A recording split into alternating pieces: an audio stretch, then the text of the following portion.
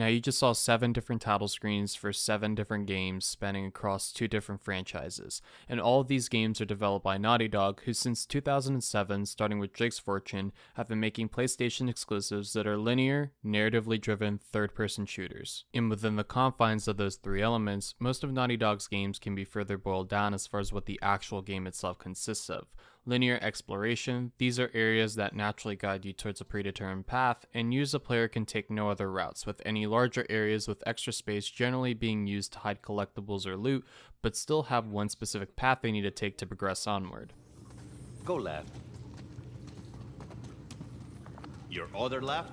Yes, sir. Combat sections, this is fairly obvious to explain, but you kill shit during these sections. These environments are typically a bit more open to provide leeway in how the player wants to tackle these situations, but are still limited in their options due to the mechanics of the game, though that's more so the case for the Uncharted series rather than The Last of Us.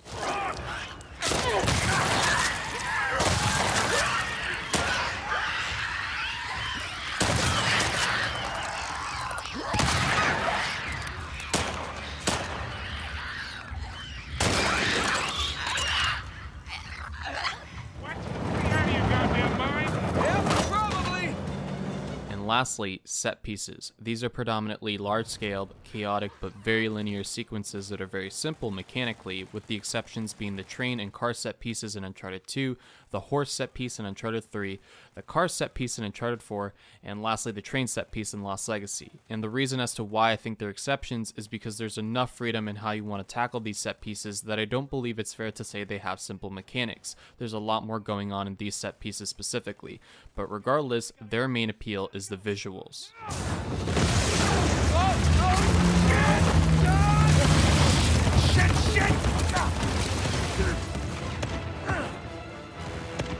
The whole idea of set pieces within Naughty Dog's games is that the spectacle of it all is so captivating that you don't fully comprehend that you're barely doing anything gameplay-wise, which is great because the simple inputs the game requires from the player make it easier to do these set pieces in one take, for lack of a better term.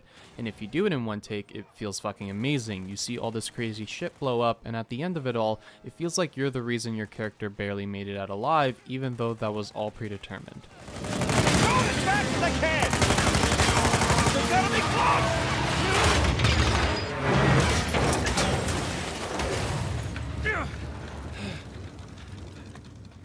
Holy shit!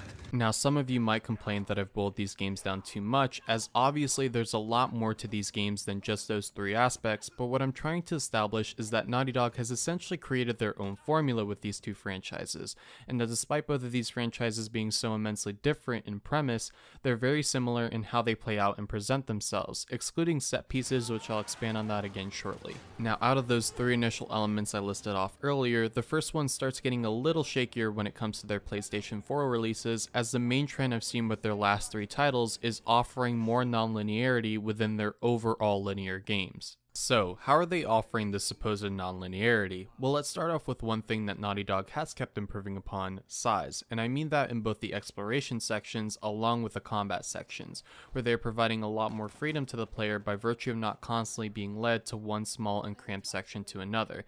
And instead, they're giving us more open areas that allow you to not only explore optional locations, but also give you time to just take in the environments you're traversing through.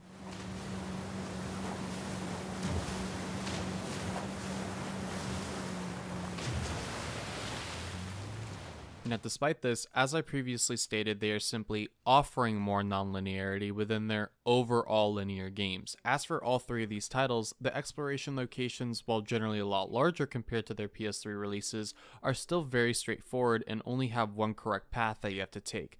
To put this into perspective, the 2 sections of Uncharted 4 that I showed you a bit ago are chapters 10 and 12 of that game, and are the only chapters that I would even remotely consider open world, and there's 20 other chapters. Now, when it comes to their combat sections, I will say that all of their PS4 releases have taken huge strides in giving the player a lot more freedom in virtually every way possible. More varied and open environments, more weapon and equipment variety, well, less so for Uncharted, but I'm still trying to be nice, and in general, you have a lot more options as far as how you want to tackle combat situations, especially in The Last of Us, which I'll get into at a later section in the video. Lastly, when it comes to their set pieces, it's still for the most part the same, very limited gameplay wise, but the spectacle is even more gorgeous due to Naughty Dog's disgusting attention to detail, and I should add that there was less set pieces in Uncharted 4 compared to the trilogy, but there was quite a few in The Last of Us Part 2, which is surprising since I'd say there practically wasn't any in the first one. Nevertheless, all of these sections are so alive, tense, and reactive that the game does an even better job of masking the simple inputs it expects from you just because of how well presented they are. I could honestly go on for hours about how much I love Naughty Dog set pieces, but considering that there aren't any in the sections I'll be discussing, my gushing unfortunately ends here.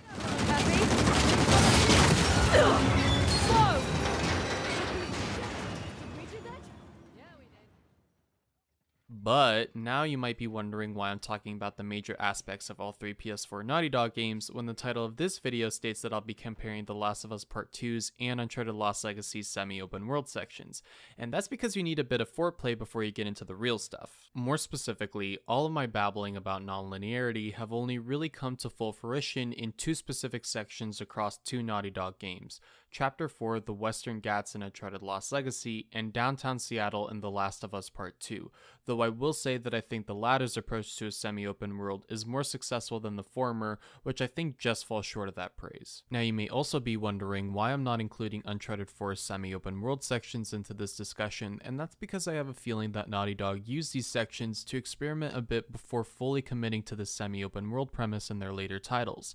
I more or less see Chapter 10 and 12 as a prelude for what was coming in the future. What I mean by this is that by comparison, these sections are quite smaller, more barren, and overall they simply exist for, hey, look at how pretty and large this place is, rather than look at all the stuff you can do in this pretty and large place. Not only that, but the optional locations in both of these sections just grant you a few collectibles, and if you aren't interested in getting these collectibles, then you'll most likely have the same mindset as I did when I went through these chapters. The gorgeous scenery is much appreciated, but I just want to move on and progress through the story. Now the two semi-open world sections in Part 2 and Lost Legacy are by comparison much larger and more realized. They come with their own maps, they have multiple locations you need to go to before you can proceed, and also offer a lot more and captivating side content, or at least The Last of Us Part 2 does, which again I'll get to later. And that's what I'll be discussing in this video. I'll be comparing the only semi-open world sections of Uncharted Lost Legacy and The Last of Us Part 2, with some discussion relating to the design of these sections and whether or not they achieve at having a compelling and large open level,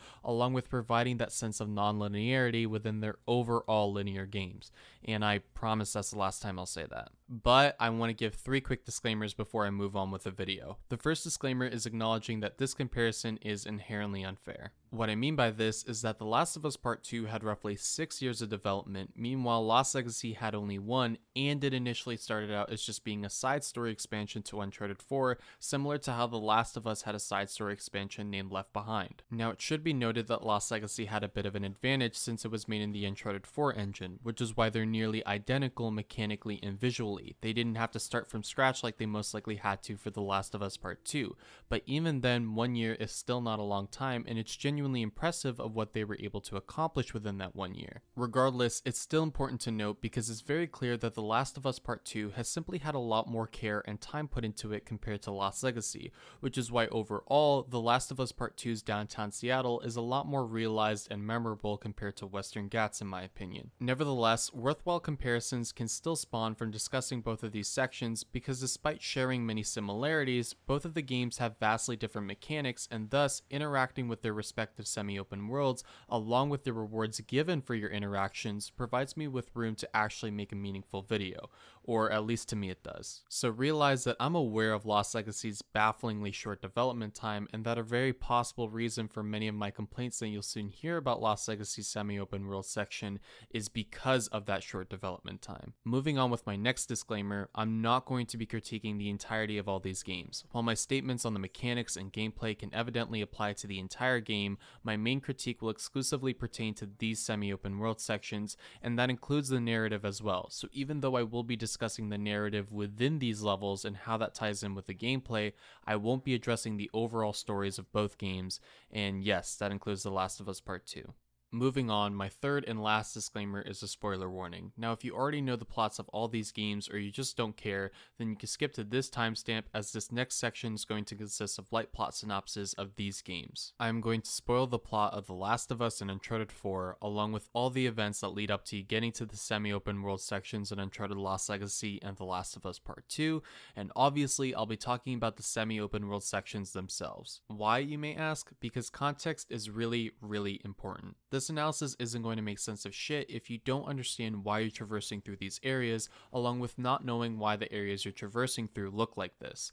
Not only is the area important, but so are the characters you're with and the characters you're playing as and their backgrounds. Otherwise, continuing on with this video without knowing any of this is completely pointless. Also realize that my plot synopses are going to be exactly that, a synopsis. It's going to be very brief and mainly just serve as giving you a general understanding of what the fuck is going on, because this video's introduction is already uncomfortably long for me. So let's start with Uncharted Lost Legacy with a bit of Uncharted 4 sprinkled in.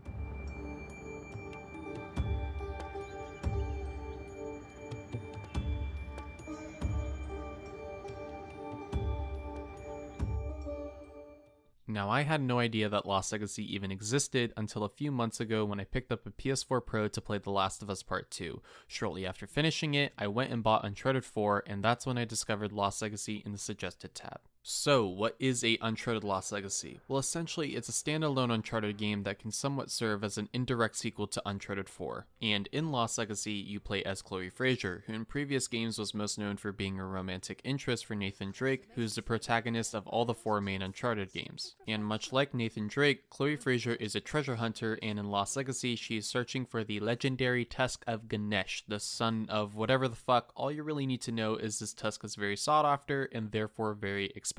So let's actually get to summarizing. You start off by promising a girl pizza, which then results in you being able to hop onto a truck, and then you walk through an active war zone, almost get caught once, then actually get caught by the same people later on, which then results in kicking ass and finally meeting your friendly sidekick Nadine Ross. You're late, Fraser. Nice to see you too. Which is a staple in pretty much every Naughty Dog game, as you're almost always going through their games with another character, but it's important to note that your sidekick is Nadine Ross because in Uncharted 4, she somewhat served as the villain of that game. It's hard to explain because in actuality the main villain of Uncharted 4 is Rafe Adler, but more or less Nadine Ross served as giving Rafe all the firepower he needed to go after another separate long lost treasure through means of the mercenary company she owns, Shoreline. Well, remember where we are. This crowd didn't get rich by playing fair. Which is why you really need someone watching your back in a place like this. What's even more important to note is that at the end of Uncharted 4, Nadine is in a horrible situation now because Shoreline is kind of in the shitter due to Nathan and his brother Sam causing absolute mayhem and killing a bunch of their soldiers everywhere they went. So by the time they actually found the treasure, Nadine lost an insurmountable amount of her army, so much so that even scoring a few $1,000,000 worth of treasure wasn't enough to bounce back.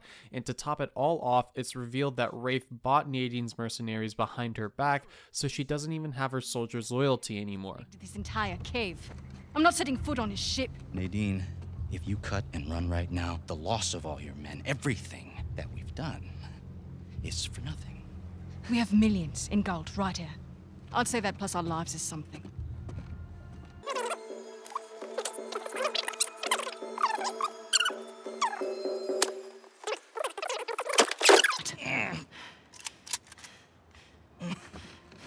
Sorry, man.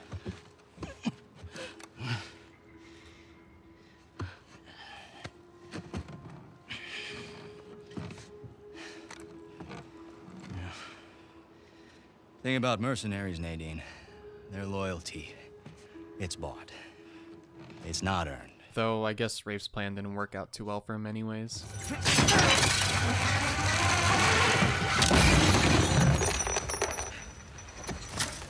Moving on, I just explained all this because the only reason Nadine Ross is even in Lost Legacy is because she needs to get Shoreline back to its former glory and thus needs to make some cash quickly through any means necessary. Hence, she accepted Chloe Frazer's job offer of finding the legendary tusk of Ganesh. One question though. I reckon that you could pretty much do anything you want. Why are you so keen to get Shoreline back? Seriously? My partner turns my own men against me. My lieutenant makes off with the bounty. Nathan and Samuel Drake get off scot-free, and you're asking why I want Shoreline back. Yeah.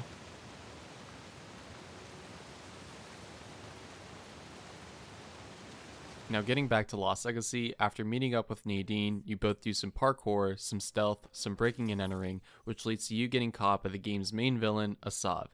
And yeah, he's just really boring and generic, but he does pull off the glasses though, I'll admit that. Regardless, like every other Uncharted game, it establishes that Asav is also going after the Tusk, which means that he's going to be trying to fuck you over every step of the way. Hence why the combat sections in Uncharted Lost Legacy exist. Now this exchange with Asav results in Chloe and Nadine barely making it out alive, but luckily while they were rummaging through Asav's stuff, they were able to get information on where the Hoysala Empire is, which is where the Tusk of Ganesh is supposedly located.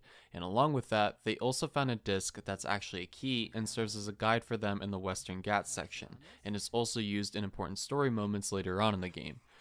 Okay, did you get all that? Hopefully you did, because I still have shit to explain. The third chapter is mainly filler and merely serves as an extra climbing and combat tutorial, but I'm still going to tell you what happens. You do some climbing, some driving, you then get ambushed by incompetent soldiers, break open a gate with a winch, you then get to kill even more incompetent soldiers, then go through another gate, which finally leads to the absolutely wonderful, but shallow, Western Ghats.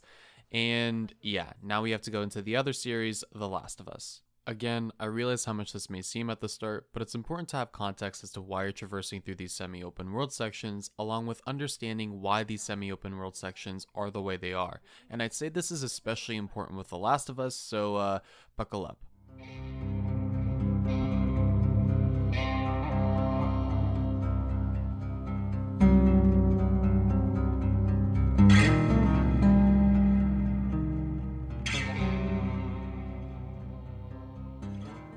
The Last of Us, the world was quickly taken over by a mutant fungus named Cordyceps, which, considering the countless amounts of identical zombie games that were coming out at the time, when this came out, it was refreshing to have a zombie game with a somewhat realistic premise, since Cordyceps is an actual thing that affects ants. Plus, it provides a reasonable explanation for the different infected enemies you encounter, as over time the fungus grows so much that it'll make the host completely blind and have to rely off sound, and then you get clickers.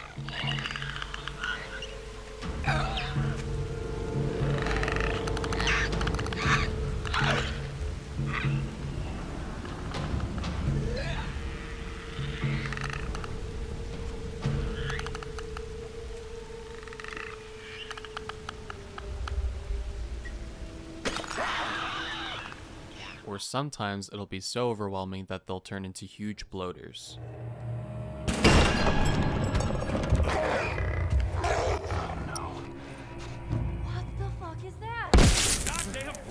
But I'm going to try to not get ahead of myself, so to briefly, and I do mean briefly, explain the plot of The Last of Us, you play as Joel. Well, actually you play as Joel's daughter for the first half of the prologue, but after the first 15 minutes of this game, you will cry. The introduction shows us how quickly all hell broke loose on Outbreak Day, with everything bursting into flames, people running for their lives as they see freakish monsters chase after them, and just when you think you're gonna make it, the serious tone of the game is immediately established when Joel loses his daughter not to infected, but to a soldier who is ordered to kill both of them, and Joel only nearly surviving because of his brother Tommy.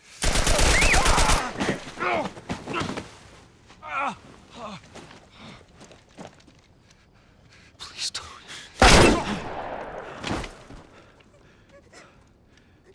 Oh no. Sarah. Move your hands, baby. I know, baby, I know. Listen to me, I know this hurts, baby. You're gonna be okay, baby. Stay with me. All right, I'm gonna pick you up. I know, baby, I know it hurts. Come on, baby, please. I know, baby, I know.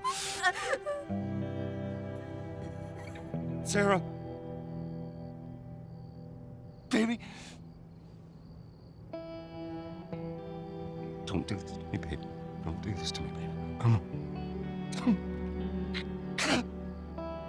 No. No. No, no, please.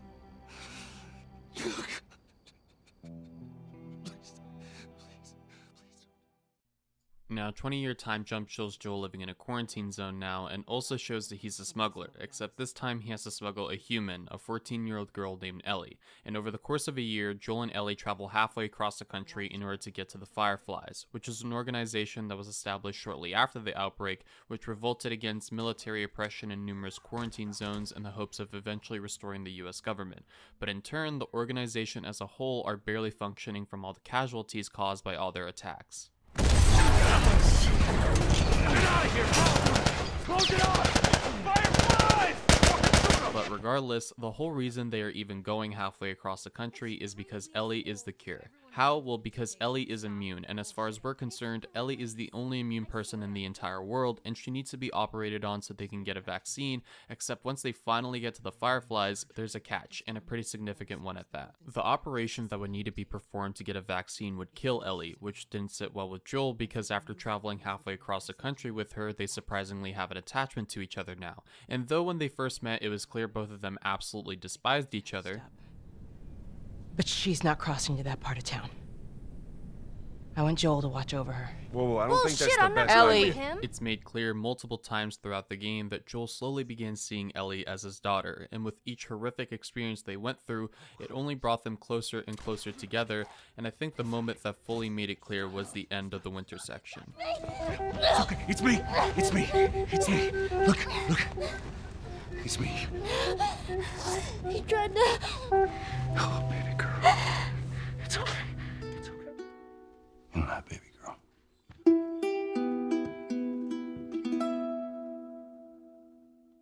So, what's Joel's solution to this vaccine conundrum? Well, of course, brutally murder everyone in the hospital, grab an unconscious Ellie, murder the leader of the Fireflies, and then blatantly lie to her that there are actually many peeps who are immune and that the whole trip was a waste. Moving on from the little stunt that Joel pulled, the epilogue shows them heading over to the community named Jackson that Tommy and his wife built in Wyoming, with Joel forcibly making many comparisons of Ellie to his daughter, who passed away so long ago now, leading up to Ellie asking Joel if everything he said was true.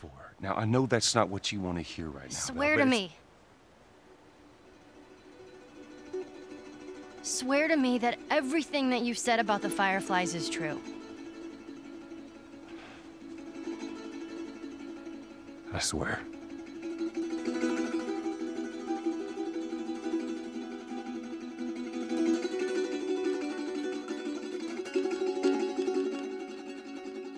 Okay.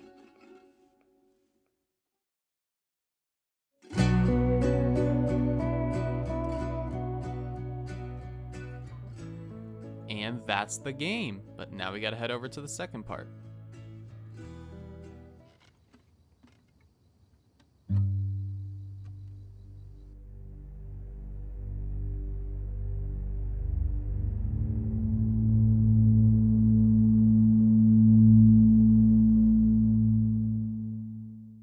Part 2 opens up with Joel explaining the plot of The Last of Us way better than I did to his brother Tommy, and Tommy swears to keep Joel's secret to the grave, and they live their life peacefully in Wyoming, Jackson, or at least they do for a little while. It jumps to 4 years later and you play as Ellie, who gets woken up by a knock at the door, and she opens it to reveal a new character named Jesse, who presumably also lives in Jackson. Anywho, they have a conversation that leads to Ellie inadvertently revealing to Jesse that she kissed a girl at a party last night, and that girl's name is Dina. The reason why I said inadvertently is because Dina is actually Jesse's ex, so it makes the situation a bit awkward. Regardless, Jesse, like an absolute Chad, says it don't bother him and tells her to get dressed as she needs to go out to do patrols. And if you're wondering what I mean by patrols, Jackson has a group of people who regularly go out to get supplies and clear out infected near surrounding areas. Continuing onward, you walk through Jackson and meet up with Maria, who is Tommy's wife and is a leader of sorts of Jackson.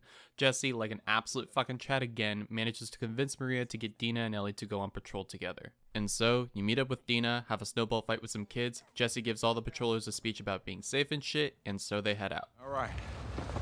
You all know the drill. Run your routes, mark your logbooks, clear any infected you see. You run into anything you can't handle, and come back. Be smart about it. All right. Get going.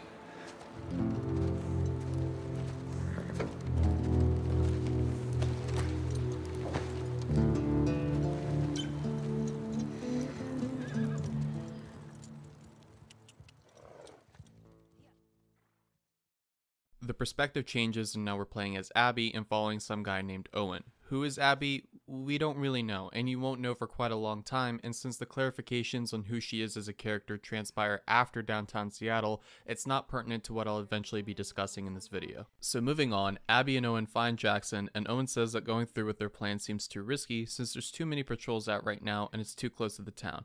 And again, we don't know who these characters are and we don't know what the plan is yet.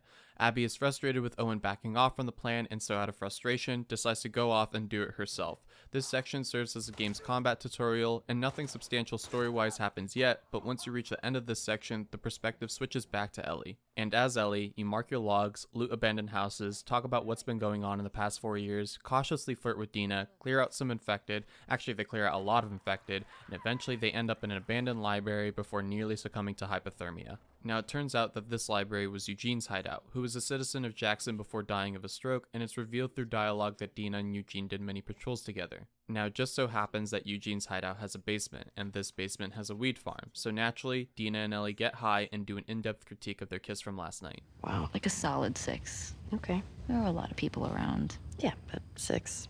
Oh, what? I mean, now I really want to know how you'd rate it. I don't think you do.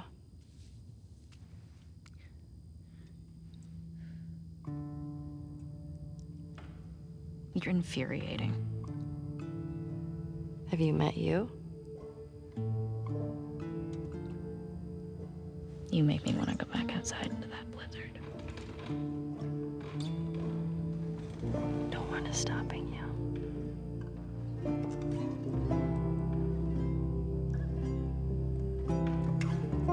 This better be better than a 6.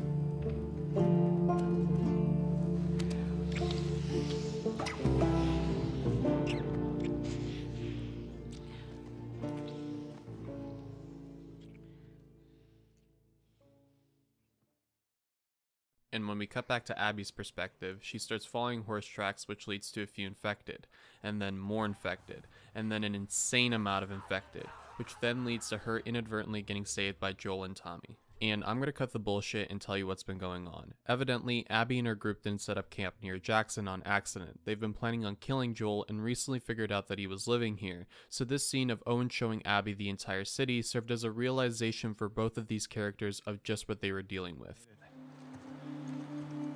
Holy shit. It's a fucking city. Yeah.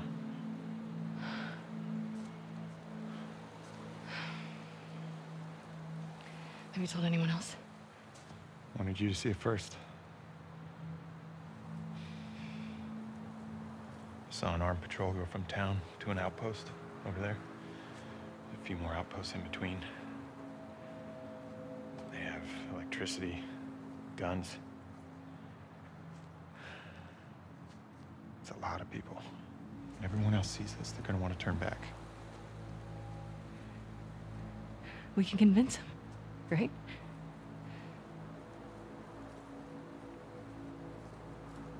I fucking knew I couldn't count on you. Abby, I want what you want, but not at any cost. Hey. Don't.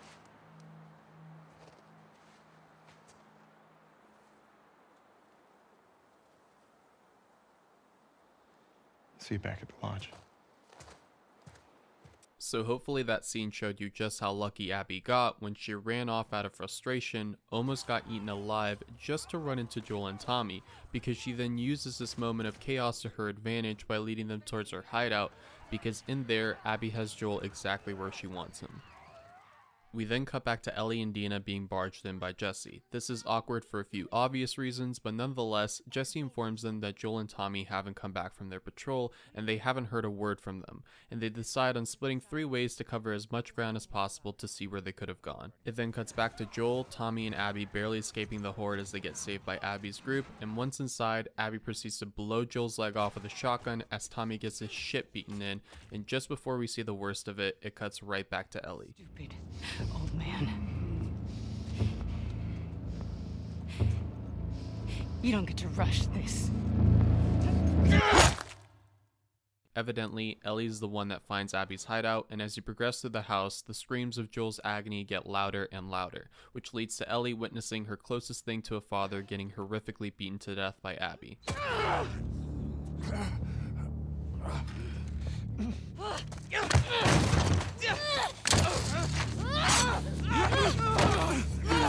Pin her down! Get off me! Get her hands! Get the fuck off me!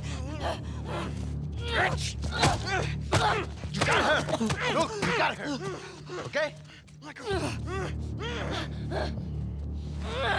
gonna fucking die!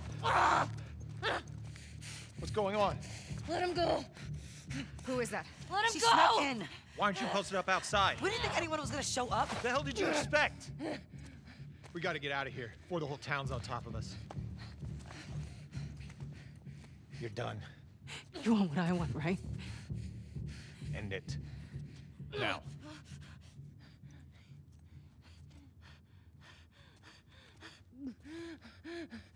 Joel, get up. Joel, fucking get up. Please stop. Please don't shoot. Joel, please get up. No!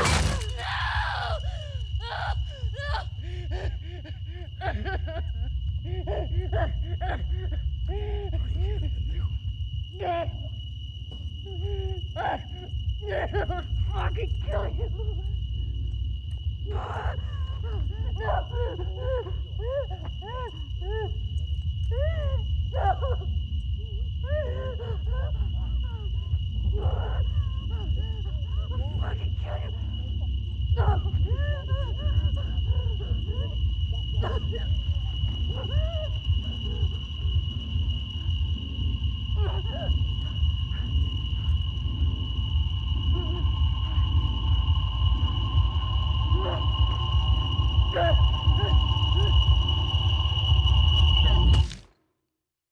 Ellie then gets woken up by Dina, revealing that Ellie and Tommy were luckily spared Joel's fate.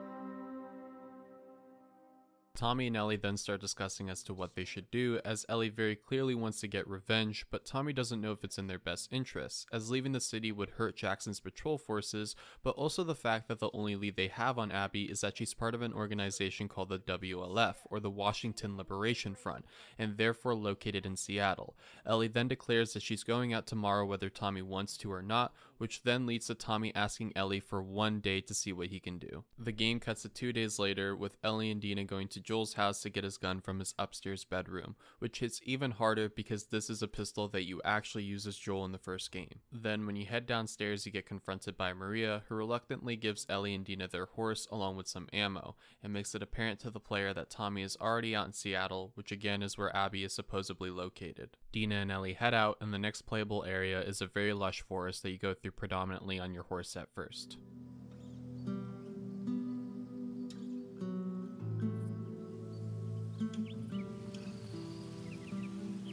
This hunter was on top of him, drowning him, and Joel couldn't get to his gun. Like the section before Western Ghats and Lost Legacy, this section is mainly filler as well. It involves some exploration, some horse riding, light platforming, and somewhat of a puzzle that reinforced mechanics that you were introduced to in the beginning of the game. Anyways, you open one very large gate, almost kill your horse and your girlfriend, and then when it comes time to opening the other gate, the generator connected doesn't have fuel. So based off a note, you go and get introduced to the game's first and last semi-open world section, all on the valiant quest to get gasoline. We'll touch on that later. Anyways, now that I've finally finished explaining the synopsis, let's actually talk about what the hell you're going through. In The Last of Us Part 2, and in both games in general, Naughty Dog has stayed committed to the idea of nature taking over ever since the apocalypse started. With society as we know it ceasing to exist, everything from the streets to the buildings are abandoned and overgrown. Now while this makes sense, you might notice that entire streets have been consumed by dirt and highway roads have completely fallen apart, and the game actually addresses as to why this is the case. What the hell happened out here? I'm guessing the military bombed the shit out of this place. Why would they do that? Well, they would sometimes destroy parts of the city that were lost to the infected. Or the rebels. It seems like we're with y'all. Well, it usually worked. This adds even another layer to the environments of The Last of Us, because in many sections of both games you encounter buildings that are slowly crumbling to the ground and therefore have to carefully maneuver around, along with roads that are basically non-existent. However, this section is incredibly open for the most part, with most of the significant areas being located on the far left side of the map.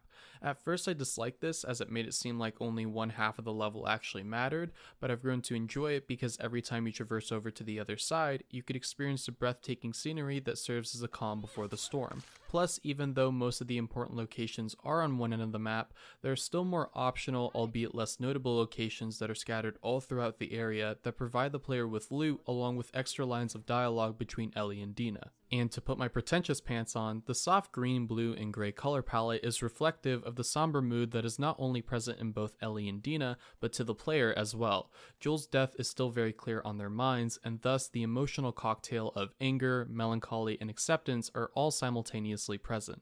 This somber mood is also helped a lot by the sound ambience. It's predominantly environmental, but occasionally you hear the soundtrack seep through, and it's never really overwhelming. It's soft, subtle, and somehow saddening at points, but just, goddamn, it's so fucking good.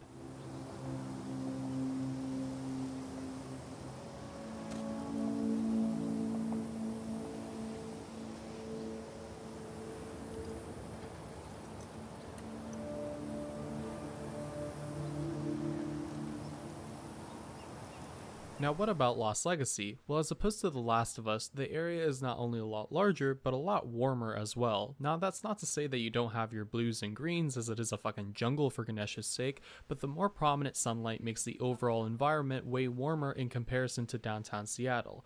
The warm color scheme is often mitigated and exacerbated through the use of different colored tree leaves and flowers, which results in some areas being a lot cooler, with pink, white, and purple flowers being combined with green tree leaves, and other areas being a lot warmer, with yellow and red flowers combined with yellow and orange tree leaves. Moving on from that excessive explanation, the sound ambience is also tackled similarly to downtown Seattle, as it's also predominantly environmental, but occasionally you'll hear the jungle-themed soundtrack seep in as well. Again, it's never overwhelming, it's soft, subtle, and while not saddening, I would say it is somber in a sense.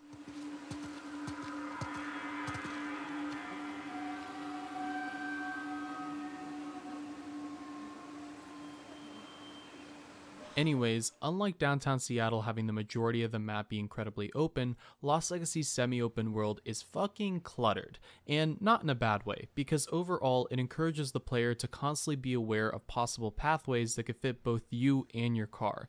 And the other reason as to why Western Ghats is so cluttered is because Chloe is a lot more of an accomplished climber compared to Ellie, hence the map layout is built for this usage of climbing, grappling, and climbing. Likewise, the map needs to be a bit more cluttered because unlike downtown Seattle, where you'll only encounter infected who could just deal melee attacks and nothing else, you'll be fighting heavily armed soldiers numerous times in Western Ghats, and therefore need a lot more space to have gunfights or to attempt to go through the area stealthily. And this cluttered map, as you may have already noticed, contains shit to do everywhere, yet a lot of that shit isn't really interesting, which I know I keep saying this, but I'll expand on it later. So now that I've explained the environments of both downtown Seattle and Western Ghats, I'll now be fully going in depth on the semi-open world section of Lost Legacy. But I also want you to keep in mind that most of the comparisons between the two sections are going to occur when we dive into downtown Seattle. So I'm going to talk about the entirety of Western Ghats with little to no mention of The Last of Us Part 2, as I think it'll be easier to show you how great downtown Seattle is when in comparison to the lackluster Western Ghats,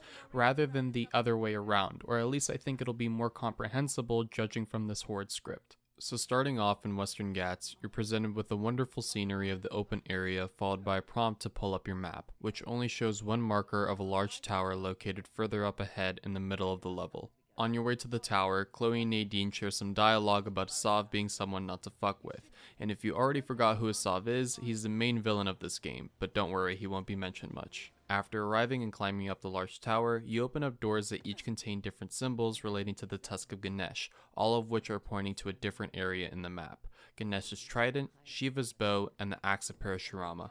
And along with those three main doors, there's also a fourth, more mysterious location that serves as this level's side quest. Huh. Wonder what that could be. And if you didn't catch all that, it's alright, because Chloe, in a completely natural and subtle way, explains it to the player. See what's behind the axe door. Another old fortress, tucked into the mountainside. I'll just mark that on the map.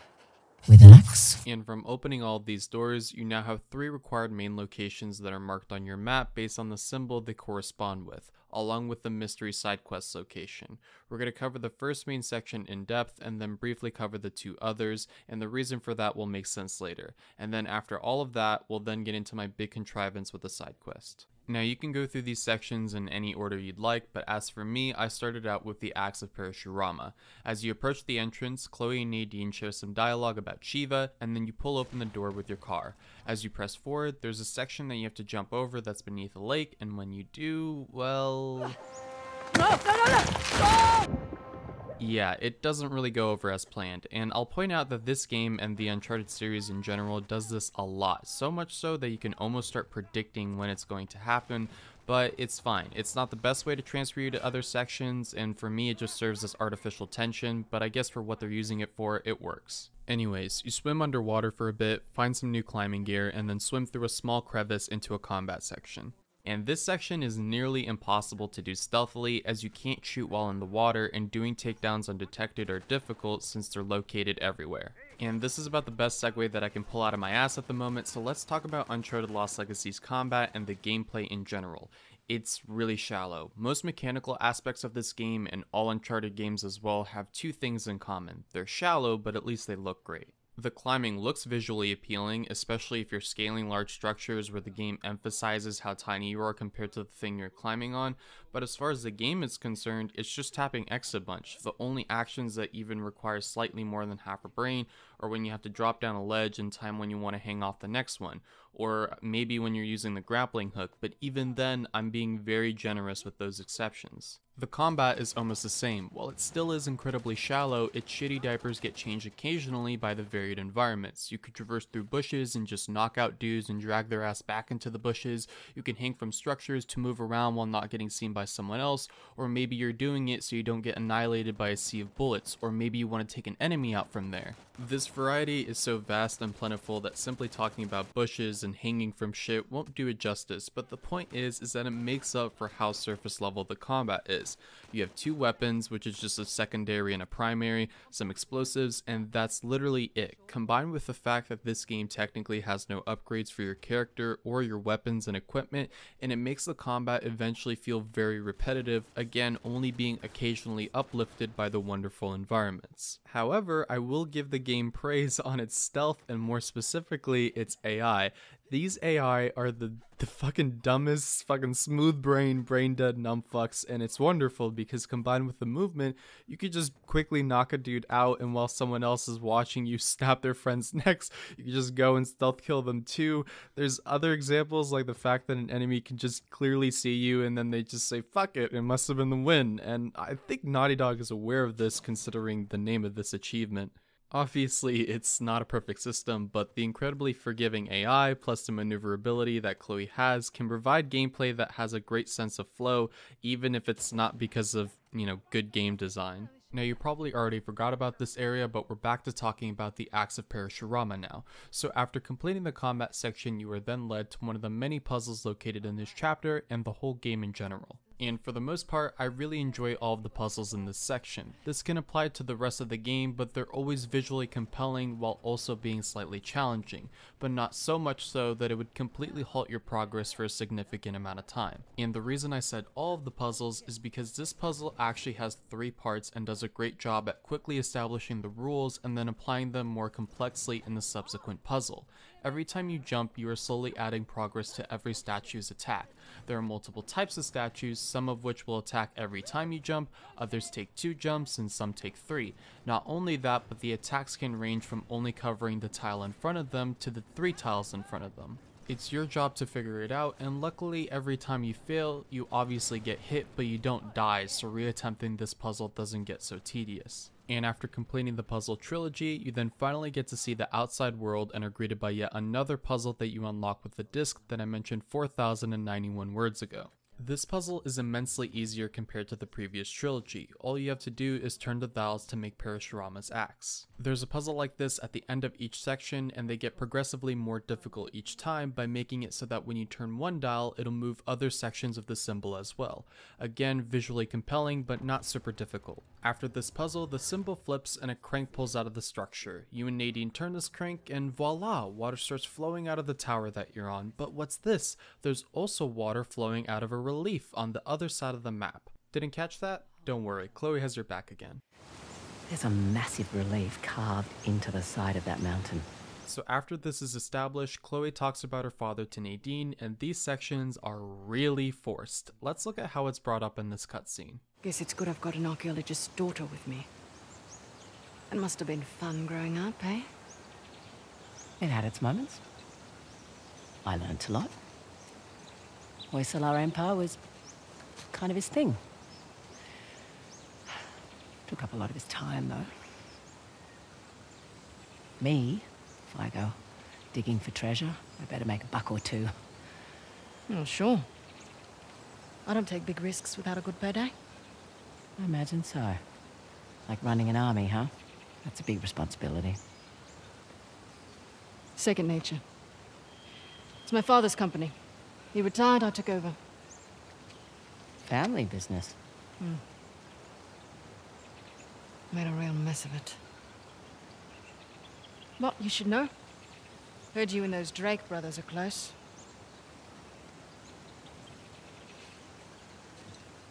Yeah, well, it's a conversation for another time. Okay, looking back on it, I'm being hyperbolic. The cutscene isn't that bad, but it just amounts to, oh jolly gosh, thank God I have an archaeologist's daughter with me, like that's a casual thing to mention, and then Chloe's just all emo like, yeah, but he never really had time for me, and then Nadine is like, oh yeah, my father made a real mess of things too, and look, in one way, I appreciate the family-related dialogue that's peppered throughout this chapter, as it does serve as a nice break from everything concerning the Tusk and Asav, or at least offer some new perspective as we later learn that Chloe's father was also after the Tusk, but dear lord, it is so fucking shoehorned in that it never gets a chance for the backstory to properly develop itself because it preemptively gets shotgunned in the leg by the way that backstory gets introduced. I'd say it's a bit better in the random dialogue bits that occur while driving, but still, I wish it was more properly integrated instead of squeezing itself into these short cutscenes at the end of each main section. And with that out of the way, you take a shortcut back and that concludes Parashurama's axe. So lake bed and waterfalls. Roger that. Now at this point you may be curious as to why I won't be covering the other two main sections as in depth, and there's two reasons for it. One is that I don't feel like it, but the second is that an in-depth walkthrough of each section is fairly redundant. Because in the next section I went to, Shiva's boat, you also get into the area by pulling open a door with your car. Then you also do some climbing before you enter another combat section, and then to top it off there isn't even a great puzzle to allow entrance to the crank, and instead you turn a single gear, then oh no, the bridge broke, so then you have to navigate your way around it to then do another turning dial puzzle, which while trickier is still very simple. Then after turning the crank, another waterfall appears out of the tower then onto the relief, and then once again you get more shoehorn dialogue about Chloe's dad, though admittedly this time around the dialogue is more relevant since this is when Chloe talks about her dad's obsession with the Tusk. Well, the Tusk was the symbol of GoXLR dominance, representing their wealth and their might. A nice trophy for the Persians. Yeah. My dad always thought that the Tusk was something even greater, though. What? Your dad was after the Tusk? Oh, my dad was obsessed with it. He spent every day and night researching it. All our money wasted on fruitless expeditions. Heard that one before. So what came of it? I don't know.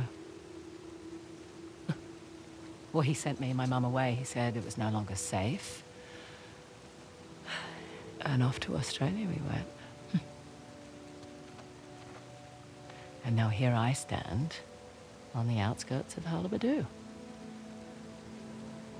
That's pretty funny. And the last fort's nestled above the falls. The one with the trident. Well, what about the next section? Well, at least for Ganesh's trident, it doesn't start out with a fucking winch, but it's a combat section followed by the worst puzzle yet, because it's not even a puzzle. You just wander aimlessly around the area looking for $5 to turn, and then boom, the door opens. That's the section's quote-unquote puzzle, and that already almost wraps up this entire section.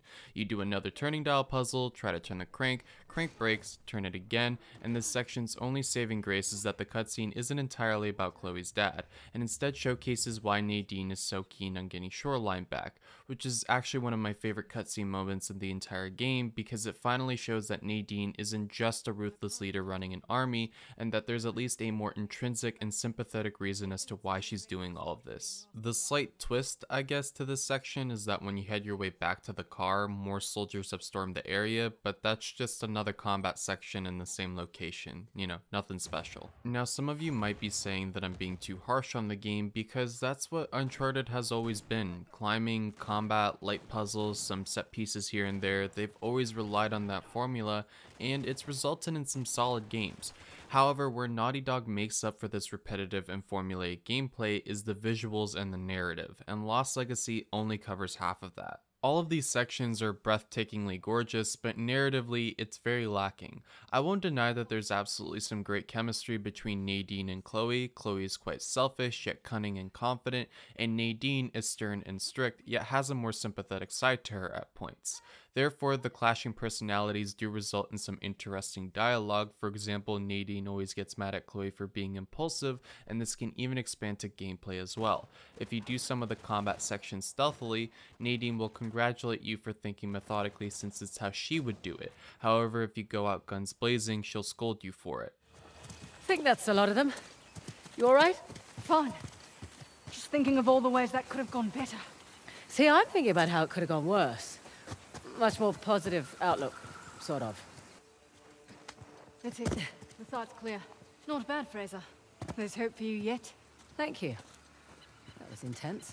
But nonetheless, their chemistry pales to any duo in Uncharted 4. No matter who Nathan Drake is with, there's a great sense of charisma and confidence oozing out of every line of dialogue, and with Lost Legacy, a lot of that charm isn't present, which I think is further exemplified by the fact that Neil Druckmann and Josh Shure, the writers of Uncharted 4, weren't the writers of Lost Legacy.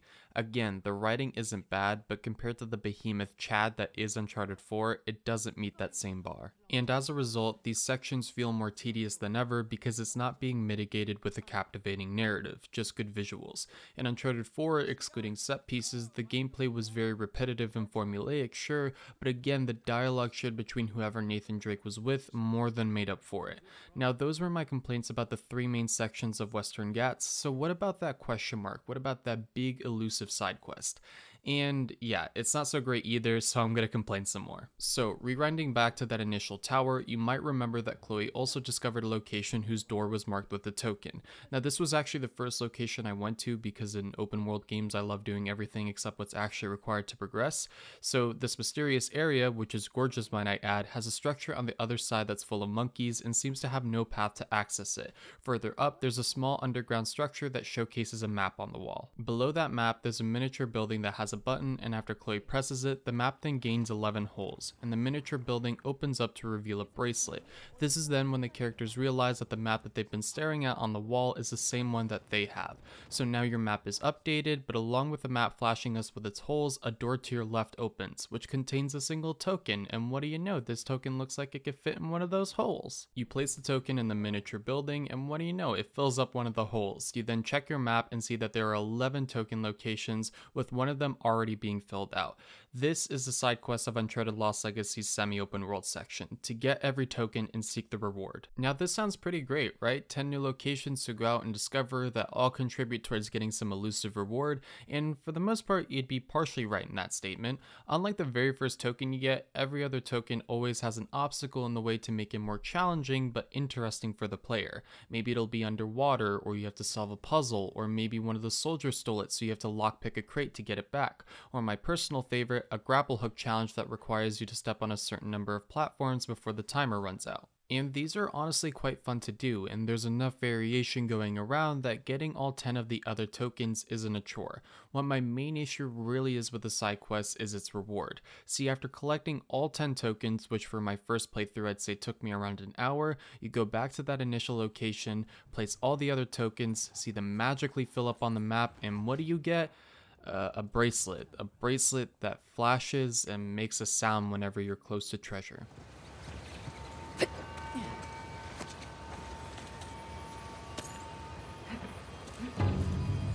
Treasure in this game and in the Uncharted series in general is the definition of filler. They give you no extra insight to the main story, no meaningful dialogue between you and whoever you're with. One of the fucking treasures in Uncharted 4 is a goddamn dirty mug, for fuck's sake. It's pointless. The only collectibles that I enjoy are the notes in Uncharted 4, but the issue with implementing them in Lost Legacy is that, well, you can't. The treasure you're going after is an Indian tusk that dates back to like the 6th century, so it wouldn't really make sense to find English notes just lying around as opposed to Uncharted 4, where you're going after the treasure of an English pirate that was alive in the 1600s. Regardless, the treasures are merely interesting if you're trying to get an achievement, and that's it. I'd be fine with the treasure not giving you anything gameplay wise, but the fact that they serve quite literally nothing to the narrative just makes it so much worse.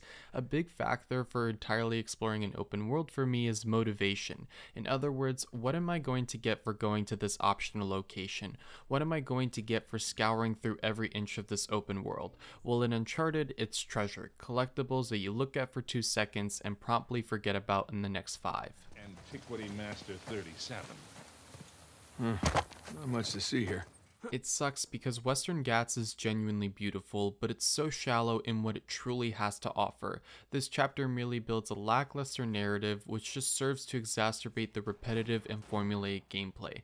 And lastly, it rewards exploration and curious minds with shiny objects that give next to nothing except adding a number to the amount of other shiny things you have left to collect in this game. Almost every positive aspect of this chapter always has to be said with an asterisk. It has solid characters, but those solid characters aren't building up any interesting narrative, nor do they have the same amount of polish that characters in Uncharted 4 did. It has smooth and great looking gameplay, but it's all surface level with no truly captivating mechanics that take time and effort to master. The most I can say is that it at least all looks pretty. Oh, and now you can go to the other side and see the monkeys. Hey, look who's here. Huh? The Grey Lantern. Thanks, Jane Goodall. Now once you've done everything this section has to offer, you can then head towards the relief to turn the final crank. There's a nice cutscene of the large gate opening as vines rip open, leaves start falling, and dirt clouds the screen. This reveals the very next chapter of the game, which evidently I won't be going into because that's not what this video is about, but I will comment on the next chapter being a lot cooler than chapter 4 as far as colors are concerned. I know no one cares about that, but it's something that I wanted to point out. Now you can actually go to this section earlier, and the game simply has a cutscene explaining to you that you need to go through the main sections before being able to open the gate, along with delivering dialogue about what the carving on the gate is depicting. This narrative is only explained by Chloe the first time you get here, meaning if you check this gate out, if you had say 2 sections done, then Chloe would explain what the art is about, but not when you go back here to actually open the gate. And similarly, if you went through all 3 sections but never took a detour to the gate beforehand, then the extra narrative will be said by Chloe since that is your first time going to the large gate. It's not revolutionary, but again, it's nice that you have choice and the game prepares for you to make detours and has cutscenes and dialogue to help accompany those decisions. And this also spreads to the order you go through the main sections. Let's say if you went to the bow first, then you do the simplest version of the dial puzzle, meaning Naughty Dog essentially made 3 different versions of 3 different dial puzzles to make sure that no matter what order you went in, you'd be going through the same progression of difficulty in the dial puzzles. Furthermore, this consideration for how players would go through the sections also applies to the cutscenes and their corresponding dialogue as well. See, when I discussed the acts of Parashurama, the dialogue that I got was Chloe opening up about her father for the first time.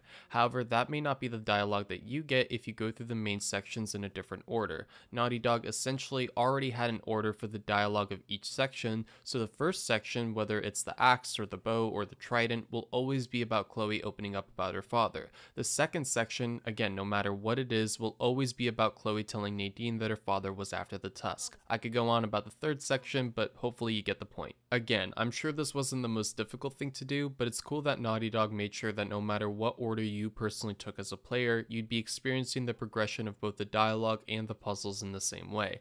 Though some might argue that this makes this non-linear semi-open world section feel a bit more linear, but whatever, I like it. It's a neat detail that people will only notice if they do multiple playthroughs of this section. And I played through Western Ghats 6 times, so I noticed. And what do you know, that concludes Uncharted Lost Legacy's Western Ghats. It has its moments, but it's not fully realized as the experience is bogged down by repetitive sections and a lackluster narrative. But anyways, I'm now actually going to live up to the video title where I compare the semi-open world sections of The Last of Us Part 2 and Uncharted Lost Legacy, and actually start comparing the two levels since we're about to discuss downtown Seattle. Because to reiterate what I said when we were about to start the Western Ghats section, I want to cover how Naughty Dog really improved from Lost Legacy and made the semi-open world of The Last of Us Part 2 perfectly complement the mechanics and in turn made the section a lot more enjoyable. And you'll see this predominantly in the rewards given and the crafting system, because again, these comparisons would have been difficult to do if I started them when talking about Lost Legacy. But I can't go into why The Last of Us Part 2 did certain aspects better than Lost Legacy if I'm not on that fucking section, so let's go. So your main objective is to get gasoline for a generator so that way you can open a gate and head your way over to the Saravina Hotel, as Ellie and Dina found a note earlier that told them that the WLF set up camp there. And if you already forgot about the plot synopsis or skipped through it like a monster, all we know about Abby is that she's part of the WLF, so it's the only lead they have. Now admittedly, it's kind of hilarious that this vast, intricate, and detailed section all exists for some fucking gasoline, but I'm fine with it. As the years have passed in this world, basic resources like gas are getting harder and harder to come by, so in turn it's a lot tougher to locate such delicacies. For example, there's an even longer section in The Last of Us Part 1 that's purely dedicated to getting a car, so there really is no need for this section to have some elaborate and off-the-wall main objective like the Uncharted games, as both games of The Last of Us have already dedicated themselves to presenting you with this unrealistic zombie concept, but then from that point on they stay committed to being as grounded to reality as possible. Anyways, as opposed to Lost Legacy where you traverse the open world with a car, see I'm already doing more comparisons than I have in like the last 3,000 words, you traverse through Part 2's world with a horse. Now this may not seem like a big difference, but it works really well because when you get off your horse to go and explore an area, you'll come out and Shimmer, the horse's name, will be standing there waiting for you because unlike a car, I believe horses can move on their own. It's a small detail, but it adds a better flow from going from location to location and not being dragged down from running around and looking for Shimmer all over this huge area. So let's talk about this huge area. What does it have? Well, as far as where you need to go, you only need to visit 2 locations: the courthouse, specifically the courthouse garage, and the dome, which is actually a synagogue, but we'll get into that section in just a bit. Now overall, there are 9 marked locations, evidently 7 of them being optional, but there are actually 14 total locations as some of them are unmarked, and they provide with some extra dialogue between Ellie and Dina, and also some extra loot at points, but we'll get into that in further detail once we start covering the optional locations. Now, unlike Uncharted Lost Legacy with its watchtower, when you enter this section, there is no clear location that you need to go to right off the bat. Everything is completely unmarked, and it's up to you to decide where you want to go. For example, on my first playthrough, I went to the left side and ended up exploring a bank, yet there was nothing on the map to push me towards that location. Which leads me to another key difference between the two games, and that's how the locations are actually found. In Western Ghats, you only need to visit 2 locations to have everything marked on your map: the watchtower and the token map area. But in downtown Seattle, there is no single central area that gives markers to every single location, and in place of that, they have a system that provides markers to individual locations, which you can get by thoroughly exploring areas. So going back to that bank, even though I stumbled onto it myself on my first playthrough, on my second playthrough I purposely made sure I explored everything except the bank, because I wanted to see how the game would actually make the bank's location aware to me, and that's when I eventually came across a camp and ruffled through a messenger bag near a dead body which contained a note saying that the Westlake Bank might have some good supplies. A little over a third of the locations have this, and almost all of them are in the form of a note except the music shop, which you could be made aware of by finding a poster on the side of a bus stop, and barcodes, which you can be made aware of by finding keys for it in the back of the coffee shop. It's a fluid system that makes it so that you can discover a good bit of the locations through natural exploration and the rest through these notes, and coupled with this, Dina will point out locations as well. The main 2 locations, the courthouse and the dome, along with the pet store, but only after you found keys for it in the aforementioned coffee shop. Hey, I think I found the courthouse. How can you tell? See that sign up there? On the building that says courthouse? Oh, well, nice work, detective. Hey, that building's got something on top I'd call dome-like. Yeah, you're right. It's on the map now. Barco's. Hey, isn't that the key you found? Hey, Valiant Music Shop. Should we check for supplies?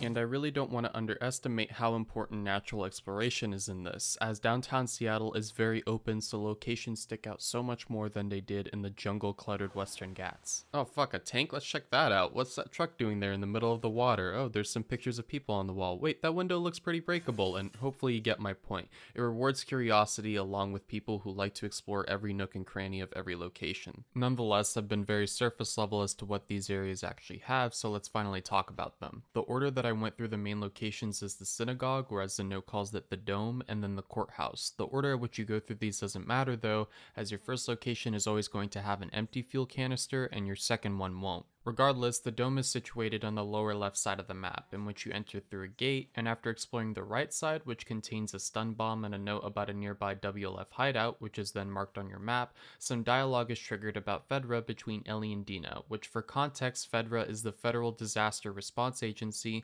one of the last pre-outbreak government organizations, and throughout both games are seen as antagonist agencies that go to extremes for securing areas, which Ellie and Dina promptly point out.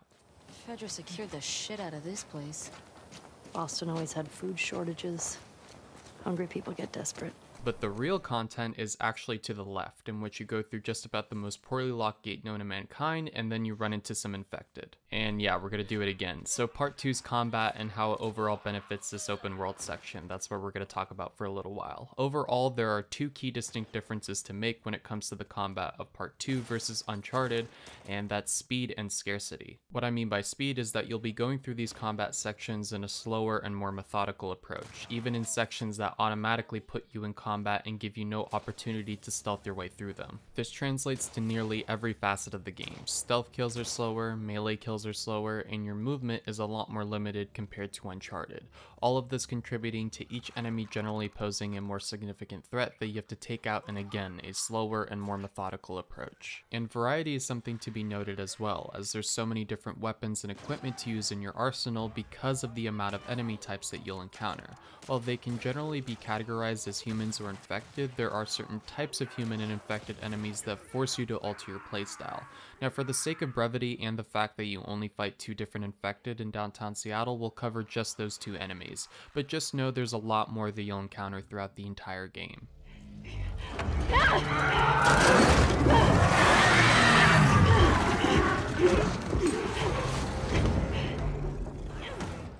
So going through those 2 different infected enemies, you have runners, which are your very typical representation of zombies in video games. They're quick, somewhat weak, but aware enemies that are generally seen as the easiest enemies to deal with in The Last of Us. Then comes clickers. These are infected that have almost fully succumbed to the cordyceps fungus to the point that it has completely covered their eyes and thus use echolocation to navigate and sense where you are. And since their hearing is so much more enhanced by virtue of having, well, less senses to worry about, you physically have to move your left analog stick slower when you're near clickers if you want to stealth by them, which I think is a really unique gameplay mechanic. On top of this, they're so much fucking tougher to kill. Headshots or stealth kills are pretty much required because anywhere else they're a goddamn tank, and you can't melee in front of them, otherwise they'll grab you and take a big chomp out of your neck.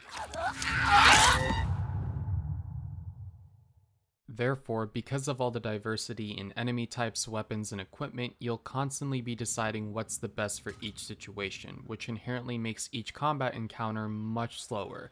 Not only that, but your best course of action is most often dictated by what resources you have, which is where scarcity comes in. Everything is limited. Your ammo, your health, your equipment, which I think is about everything. In Uncharted, if you were close to being out of ammo, you just beat the shit out of a dude, picked up his gun, and moved on. And that fits that game quite well because that game emphasizes mobility and makes the combat interesting out of its environments like we previously talked about. In The Last of Us Part 2, however, there is no grappling hook. There's proning, but compared to Uncharted, Ellie is quite limited in her movement. Your enemies will not drop fully loaded weapons when killed. Some of these enemies don't even know how to operate one.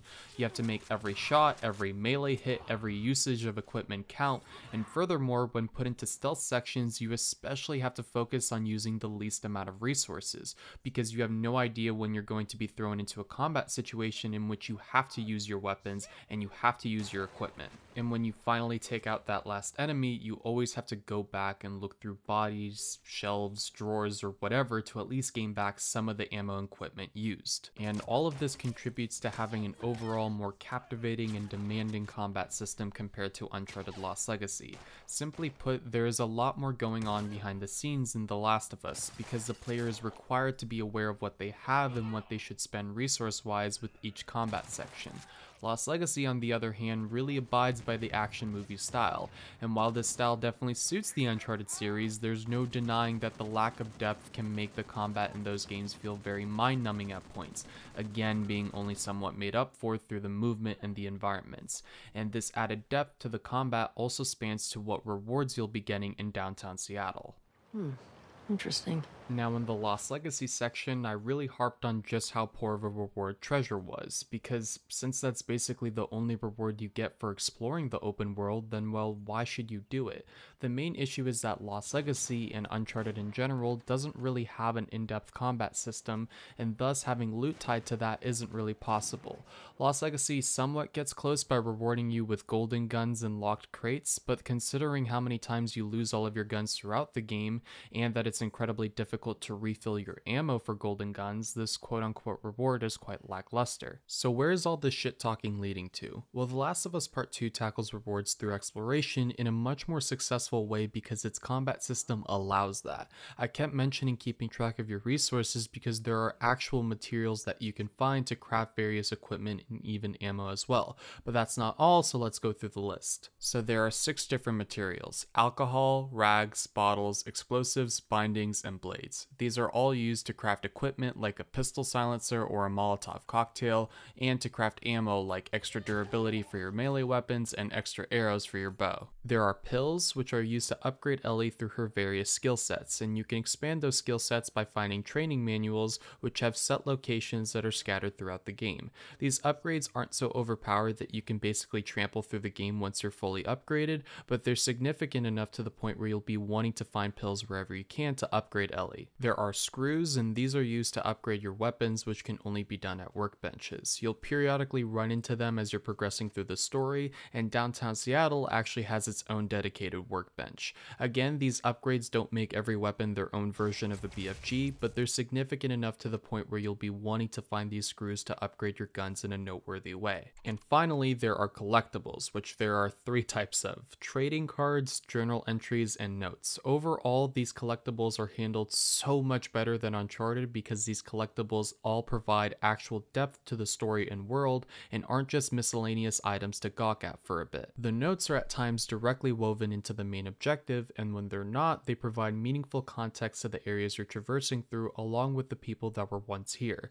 These notes also relate to the journal entries, which are automatically added as you progress through the story, but there are also a few optional ones that you can acquire through button prompts. Uncharted 4 had a journal system as well, and it's something that I hope will become a staple in future Naughty Dog games. It's a beyond satisfying feeling to be near the end of the game and see that progress be represented through the journal. And while the trading cards are overall insignificant in terms of its relation to the characters and world, the amount of care and effort put into them always makes me want to read the backstory of each weird character they come up with. Seriously, it's like they built an entirely separate universe just through these cards, and on top of all of that, they were still able to add fun Easter eggs as well. It's definitely a way better approach to miscellaneous collectibles compared to the fucking mug. And already you can see that through all of these rewards, going and actually exploring the open world is inherently more enticing. But you may have forgotten that I was actually trying to talk about the synagogue section, so let's resume that. So for a quick reminder: stun bomb, WLF hideout note, Fedra comment, poorly locked gate, then infected. Now after taking care of the infected, some dialogue concerning why these infected are here in the first place transpires. I don't get it.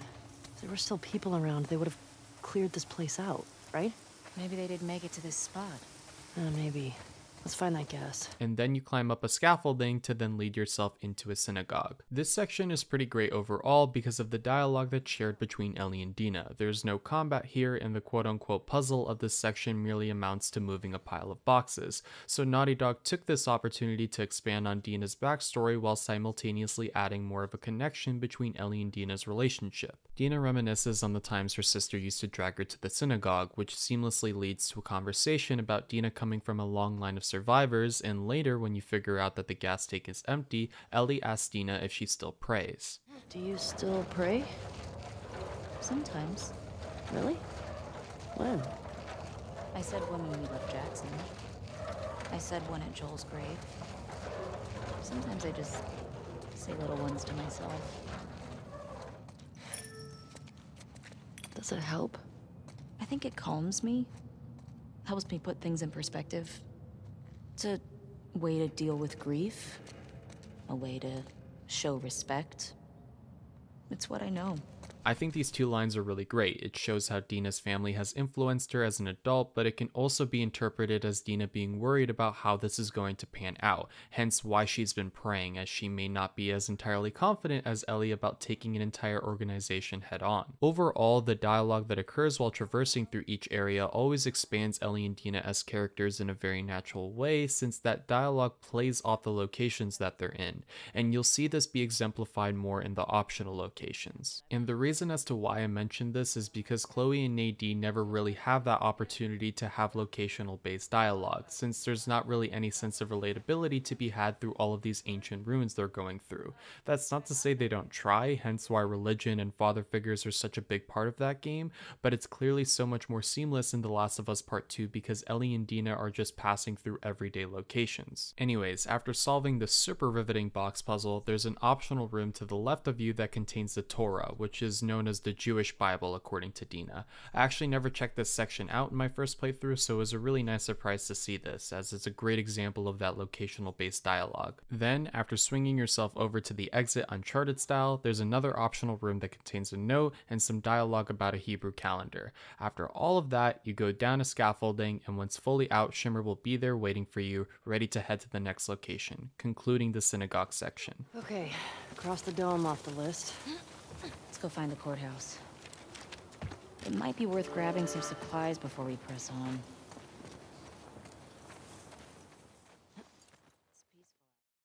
Now, unlike Uncharted Lost Legacy, I think there's enough variety in both of the main locations to talk about each of them in depth, especially since this section is a lot more combat oriented, so I think some meaningful commentary can come from discussing that contrast, along with some thoughts I have about this section's puzzle and overall environment. So moving on, the upper left portion of the map contains the courthouse. This is a really large area on the outside, but the only actual way to enter it is by passing through a Federal defense post and into a small window. I'm fine with this for the most part, but again, since this is such a large area, I think it would have benefited immensely from having multiple entry points, as the actual combat section inside is so large, so some interesting gameplay scenarios could have been made from those different ways of entering the building. Now, compared to the dome, this is a large environment containing multiple rooms with much more infected being evenly spread out amongst the entire combat arena. It's a section that's fairly easy to do stealthily, but emphasizes the importance of knowing where each infected is located so as not to get caught by another infected you weren't even aware existed while in the middle of a stealth kill. And after fully clearing this section, more locational related dialogue is had between Ellie and Dina, in which Ellie casually mentions one of her hobbies. I wonder what it was like to serve on the jury. But it was fun. Sit down, look at evidence, try to tell if somebody's lying. Just give me 5 minutes and my knife. I'd tell you if they were lying or not. Oh, wow, okay. Now, with some teamwork, you head down to the next floor, which is a dim and dirty area full of rotting Federal soldier corpses. This area especially does a great job of showing how brutal the world of The Last of Us is without you being the direct participant of it.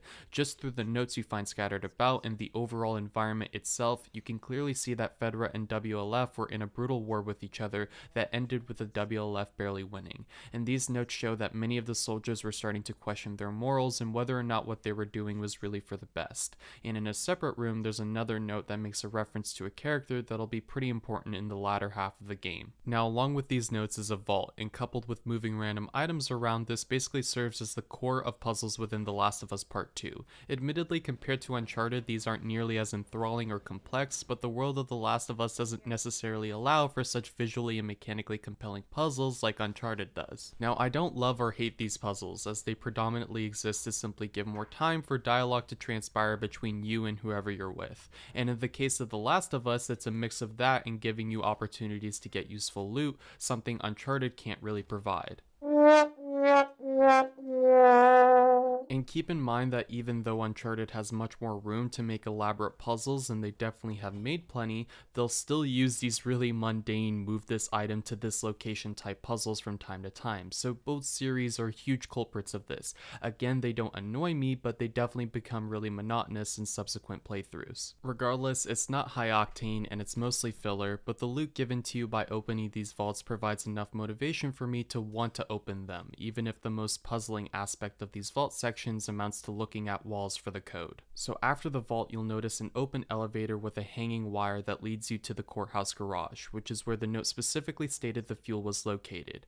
And so you mosey your gay ass down the wire, go through the elevator hatch, hold the elevator open for Dina, and yeah, all hell breaks loose. Shit! This is one of the few times where The Last of Us Part 2 will throw you into combat with no opportunity to stealth your way through, and thus you'll be forced into a situation where you'll have to use your available resources. It's chaotic, it's stressful, and all of these sections do a great job of holding tension as you frantically take out one enemy after another using whatever you have at your disposal, and it's made even better by the immaculate sound design and gory realistic visuals. After the surprise combat section, you can then head to your second gas canister to fortunately actually get gas out of it, and then after opening a garage door, that officially concludes the required sections of downtown Seattle, though Dina somewhat subtly implies that you should go out and explore optional locations to get extra supplies before you officially leave. Good job, babe. Thanks. Okay, gate. Could be a while before we run into Abby and her friends. It might be worth grabbing some supplies before we press on. Good point. And these side sections, in my opinion, are easily the best part of downtown Seattle, and they are the entire reason as to why I made this video in the first place. It's rare to see so much effort be put into optional content, into content that a decent chunk of the player base will completely miss, and I would be doing this game a massive disservice by not talking about it. Now, I think I should make it clear that the side content in Chapter 4 of Uncharted Lost Legacy wasn't horrible, as there was an immense amount of variety as to what the game demanded from the player in order to get the tokens. However, the persistent reward of a single token, combined with a lack of any narrative being pushed forward or possibly added to, and the fact that all of these tokens amounted to a fucking bracelet, and it's clear that the main issue of Lost Legacy side content is why. Why should I do this? What do I, as the player, get rewarded for doing this side content, because tokens and a bracelet do not suffice? And I believe that The Last of Us Part 2 fixes nearly every facet of this, but before we get into that, let's recap what downtown Seattle consists of. As previously stated, there are 14 total locations: the synagogue, the courthouse, the Westlake Bank, the music shop, the coffee shop, Barco's, the army camp, Gate West 2, the tank, Tommy's camp, the fire truck, the ruins, the stairway, and finally the truck in the water. Now, we already covered the first two, but out of the 12 remaining locations, I'll only be discussing the first 4 in depth, as they're the sections that have clearly had the most time put into them. That's not to negate the other sections, but by comparison, they're a lot smaller and more or less exist as opportunities for the player to get extra loot rather than serve as great optional locations that offer more than just resources. The only exclusions to this, I'd say, are the tank and Tommy's camp, but again, by comparison, these aren't really locations so much as they're just objects placed near the corner of the map so as not to appear so barren. I'll cover through the rest of the locations a lot quicker after the main 4 locations, but obviously not as in depth. Now let's actually cover why these optional locations are so great. Not only do these sections offer more narratively to Ellie and Dina's relationship, but they also expand the world of The Last of Us, and simultaneously all of these locations also offer something interesting to the player: loot. Not only that, but it also offers loot in fairly creative ways that fit the areas you're traversing through. So take for example Westlake Bank. You enter through this crumbled, dark, and possibly unstable crevice and drop your way down to the bank, only to make your fears of possibly getting crushed rush be negligible by the fact that now there's infected to take care of. So after fucking up my stealth attempt, I blast my way out of a shitty situation, and then I'm finally given time to explore the area. Dina points out that the infected have body armor on, yet they don't look like soldiers. The bank itself is decrepit and predominantly taken over by nature, which is fairly par for the course in any location in The Last of Us. Up ahead, you notice the safety deposit lockers, and inside is a dead body with a note in their bag which shows the vault code, along with the insight that these people were actually attempting to rob the bank. After opening the vault, your troubles are rewarded by yanking a pump shotgun from a skeleton, and after reading another note, you learn that a group of 4 people were attempting to rob the bank on Outbreak Day, as they thought it would be the perfect time to strike since so many people were getting sick. One of their own men got locked in the vault and was bitten, having no idea what was happening to him, and just before he turned, he took himself out like a fucking man,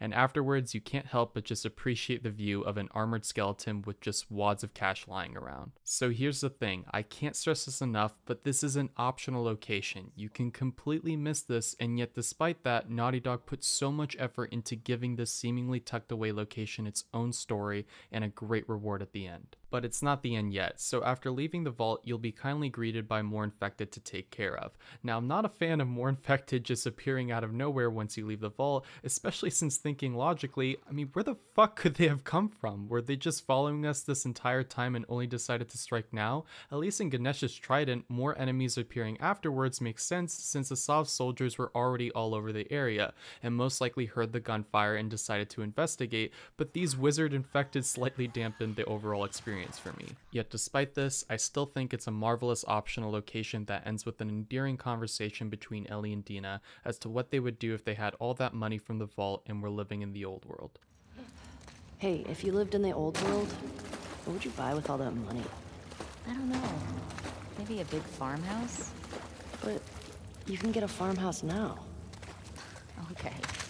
What would you get? A space shuttle. No, that's right. Your astronaut thing. Hey, it's cooler than a farmhouse. Farmhouse is way more practical.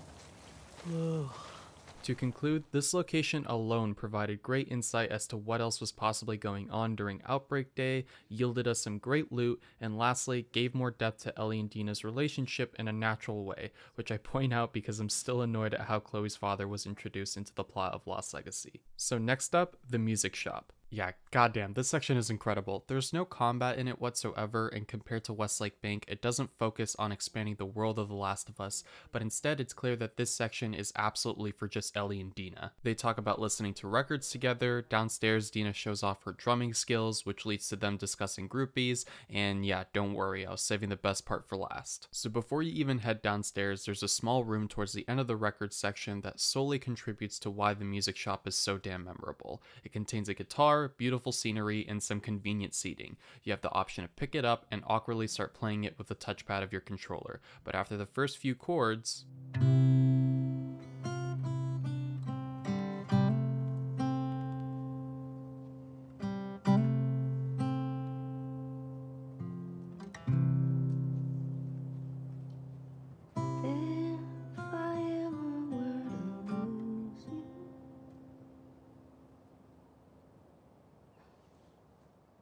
What was that? Nothing. this is quite emotionally potent because Future Days by Pearl Jam, the song Ellie was singing, is the very first song Joel ever sang to Ellie, and it's presumably a song that Joel taught Ellie as well, and after not being able to play the rest of the song, she then decides to hit us with an incredible cover of Take On Me, but of course that's preceded with awkward touchpad mangling.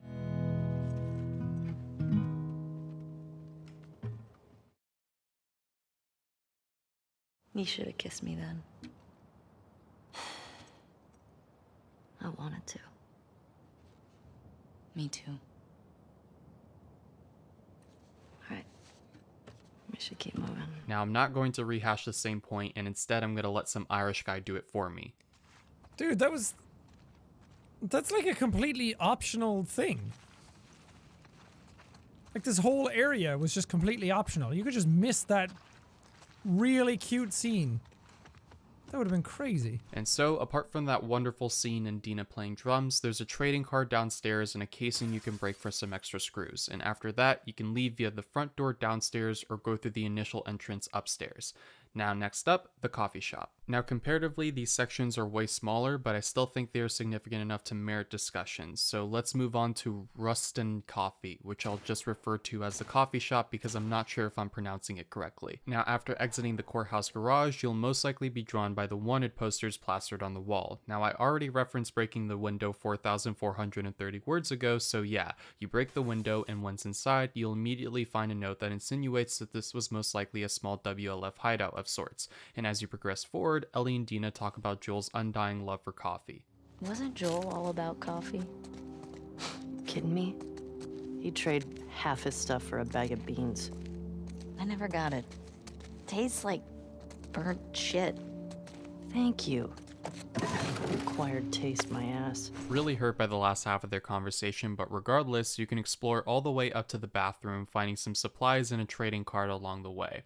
And now here's the thing, the footage you're currently seeing is my third playthrough of this section, as I was doing a test stream a while back, so I am well aware of the existence of this zombie, yet I get scared so badly that I accidentally hit my desk with my knee and disconnected my monitor, hence why I died.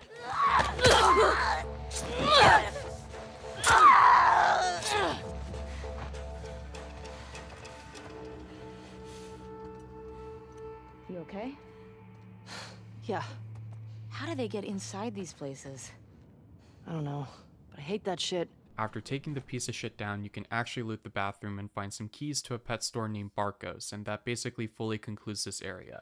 Again, fairly small in comparison to the bank or the music shop, but some great dialogue was shared, and the wizard bathroom zombie still really haunts me. Now, Barco's doesn't have any combat just like the music shop, and I think this area especially does a great job of expanding the world of The Last of Us while simultaneously using that same narrative to provide more insight as to who Dina is as a character, and how Dina sees Ellie as well. After opening a second door, you enter what was once a WLF hideout. To your left is a note that shows an example of WLF propaganda, which leads to Dina talking about a group named the Ravens who are present in New Mexico.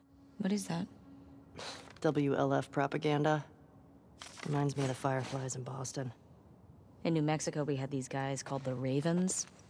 Protectors of the Constitution, they called themselves. What was their deal? Ex-Fedra types who thought Fedra had too many rules. They ran protection rackets. They took multiple wives. Great dudes.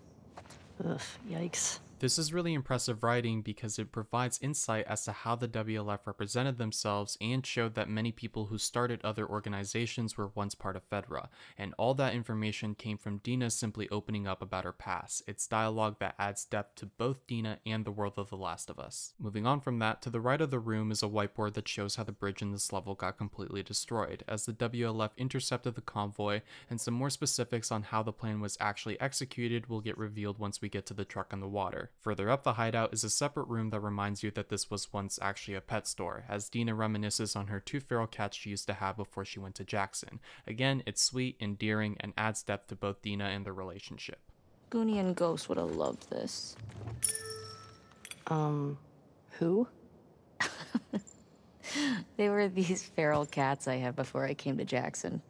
But they didn't seem to want to leave with us, so I miss those scratchy little shits sometimes. You have any pets? Nah, that's never really my thing. Oh, maybe when we're done with all this, we can get a nice little creature to take care of. Alright, deal. Now this section's main reward is actually a long gun holster, which may seem really underwhelming compared to yanking a pump shotgun from an armored skeleton, but it's actually really useful as it allows you to be able to quickly switch between 2 primaries instead of having to manually swap weapons, which can be incredibly crucial in those situations where you're being run down by many enemies at once and can't afford to spend extra time switching weapons. And that essentially concludes Barco's. Again, a really solid side area that provided great dialogue about Dina's past, the WLF, and similar organizations, along with a nice reward for the player. And with that, that concludes the main 4 sections of downtown Seattle, though earlier I said that I'd cover everything else briefly, and to make this video more interesting, I'll try to cover it as quick and concise as possible.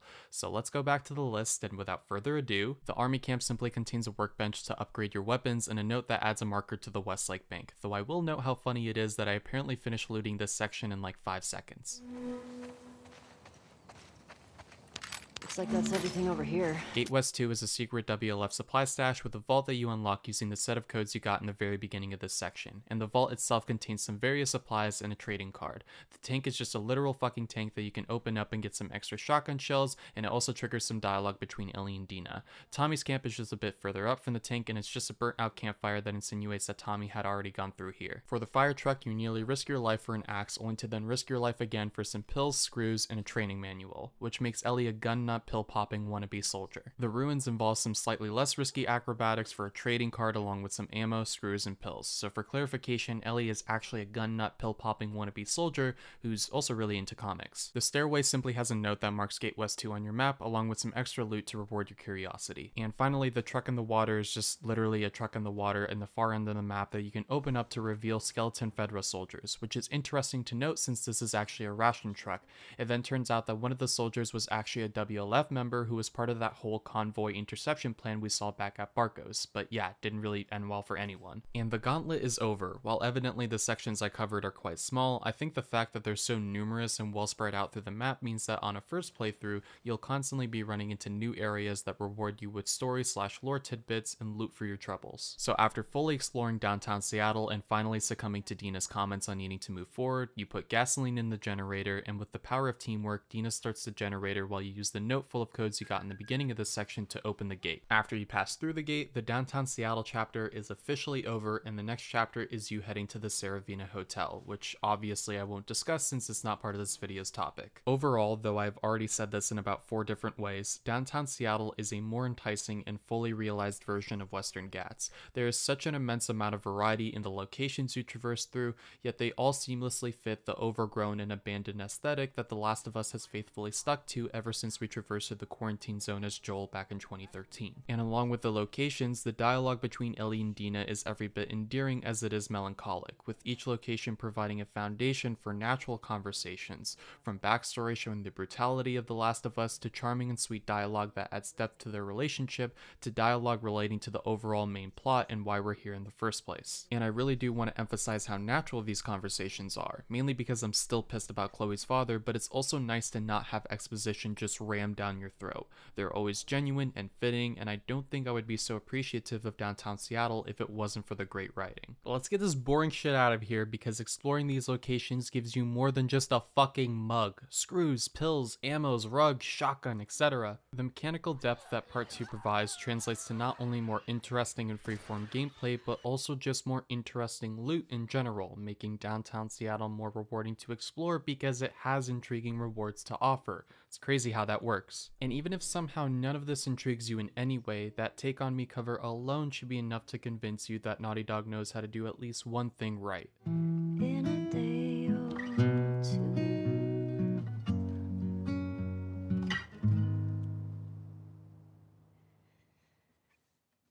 But existential dread aside, what was the point of this video? Or more specifically, what point was I trying to make with this video? Now admittedly, it can merely come off as Last of Us good, Uncharted bad, haha funny, but it actually comes back to what I said in the beginning of this video. Naughty Dog makes linear, narratively driven, third-person shooters. So these two sections are really important because of how much they deviate from that first element. Now are they still predominantly linear? Absolutely. The only differences are that the levels are more open and that you can actually have a choice in which locations you want to go to, but it all leads to the same conclusion, which is why I've been trying my hardest throughout the video to explicitly say semi-open world and not open world, because simply having the option to do things in a different order and having a bigger level than usual does not inherently make it an open world. But even with these sections being semi-open world, I think they're beginning to a slight shift of that first element. Now, even though we literally only have 2 sections over the course of 3 years as evidence, the whole reason for me even making a comparison is to show that Naughty Dog is getting better, because there's a significant improvement from Western Ghats to downtown Seattle. Could 5 years of extra development time contribute to that?